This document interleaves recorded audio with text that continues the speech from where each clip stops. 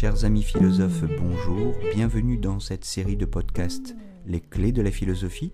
Je m'appelle Jérôme Ravenet et je partage avec vous des conseils et une réflexion sur les clés utiles pour entrer en philosophie à travers les exercices académiques de la philosophie, la dissertation et l'explication de textes autour des auteurs du programme officiel des examens et concours du secondaire et du supérieur. Chers amis, bonjour. Ce podcast est consacré à la question du cogito chez Descartes, à la question de la conscience telle que Descartes la pense, la conscience comme intellect, comme mental, comme activité mentale, et non pas comme instance psychique. La conscience chez Descartes, ce n'est pas un ensemble de représentations, ce n'est pas un ensemble de contenus de pensée, mais c'est le simple fait de penser. C'est la pensée elle-même, en tant qu'elle pense. Et cette pensée, ce cogito qui signifie en latin « je pense », le fait de penser, ce qu'on résume par la conscience, c'est le modèle de toute vérité.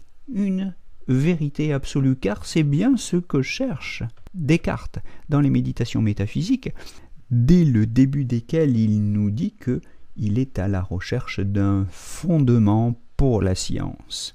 Ce qu'on appelle la science, en son temps, lui semble douteux, incertain, et il est à la recherche d'un nouveau principe pour la science. Il veut la refonder, l'asseoir sur des bases solides. Ce qui signifie pour lui que on ne peut pas asseoir cette science sur la mémoire des auteurs du passé, la mémorisation par cœur de la Bible ou des grands textes quels qu'ils soient. C'est un fondement trop fragile pour Descartes. On ne peut pas fonder la science sur l'imagination, on ne peut pas non plus la fonder sur les sensations. Ce que nous connaissons du monde par les sens est incertain, aussi trompeur, parce que les sens nous trompent. Quelquefois, nous voyons une oasis dans le désert alors qu'il n'y a rien, c'était un mirage. Nous croyons voir le bâton qui est plongé dans l'eau brisé, alors qu'en réalité, il est droit. Donc Descartes évacue comme incertain tout ce que nous connaissons par la mémoire, l'imagination, la sensation. Il l'évacue comme douteux. Cela ne peut pas nous servir à fonder la moindre science.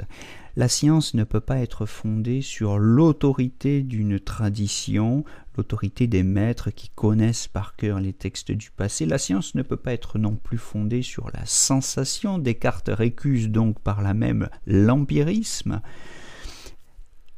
Il faudra même, attention, et c'est là que Descartes est véritablement original, il faudra même se méfier de la raison. Car Descartes va jusqu'à mettre en question la raison elle-même. Est-il bien sûr que 2 et 2 fassent 4 ? Descartes propose d'en douter.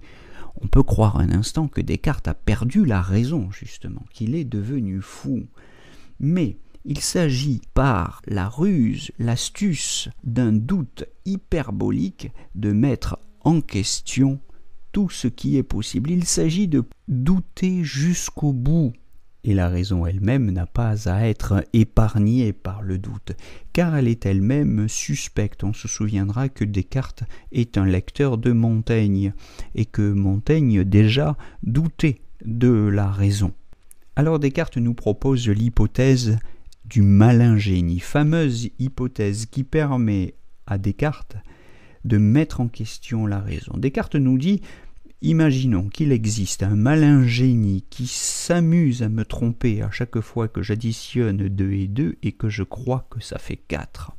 Peu importe que cette objection soit peu probable et qu'elle ressemble à l'objection d'un délirant, elle est en tout cas possible, et il revient au philosophe qui veut être raisonnable ou rationnel jusqu'au bout de répondre à cette objection possible. Or Descartes nous dit que, rationnellement, il n'y a pas de réfutation rationnelle de cette objection. rien ne peut nous garantir que ce malin génie n'existe pas. Donc tout ce qui est incertain doit être écarté, nous dit Descartes. Mais est-ce que tout est incertain ? Non, pas exactement. Car même s'il existe un malin génie qui s'amuse à me tromper, encore faut-il pour me tromper que je pense. Il se peut que tout ce que je pense soit faux, parce que je suis abusé par ce malin génie. Mais encore faut-il que, pour penser faux, je pense. Il se peut que le contenu de toutes mes pensées soit faux, mais le fait même de penser, lui, est absolument vrai.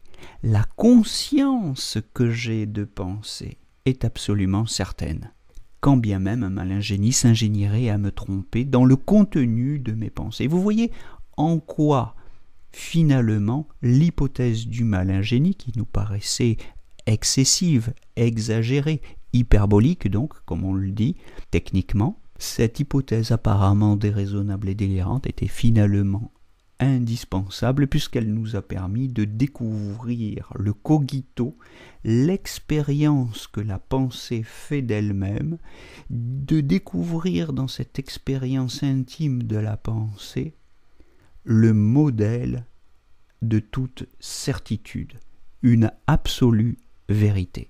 Et c'est ainsi comme on le voit que, reprenant à Montaigne la méthode du doute, s'inspirant d'un certain scepticisme contre la raison qui lui vient de sa lecture de Montaigne, Descartes pousse la réflexion un petit peu plus loin. Montaigne s'arrêtait à une question, pour ne pas se contredire lui-même, à la question « que sais-je ?». Descartes, lui, peut affirmer l'existence d'un cogito. Il découvre ce qu'on appellera la conscience ou le cogito, c'est-à-dire une méthode pour la science. Une méthode qui consiste dans l'expérience d'une clarté et d'une distinction de l'évidence de la pensée à elle-même. La vérité chez Descartes, c'est l'évidence, mais ce n'est pas l'évidence spontanée, l'évidence immédiate de ce qui nous semble, de ce qui nous apparaît vrai. C'est l'évidence acquise par l'épreuve du doute. Cette vérité, cette évidence, c'est celle de l'indubitabilité, et c'est ainsi que se définit l'expérience véritablement métaphysique de la conscience ou du cogito chez Descartes. Voilà, alors j'espère évidemment que ce cheminement de quelques minutes qui résume la première méditation de Descartes vous aura aidé à faire l'expérience de pensée fondatrice que Descartes nous invite à goûter, à savourer dans sa première méditation métaphysique. En tout cas, j'espère que ces quelques notions fondamentales, ces quelques notions clés qui balisent la réflexion auront contribué à enrichir votre dictionnaire de philosophie. Et je vous donne rendez-vous très bientôt pour un nouveau podcast des clés de la philosophie. Belle journée à tous!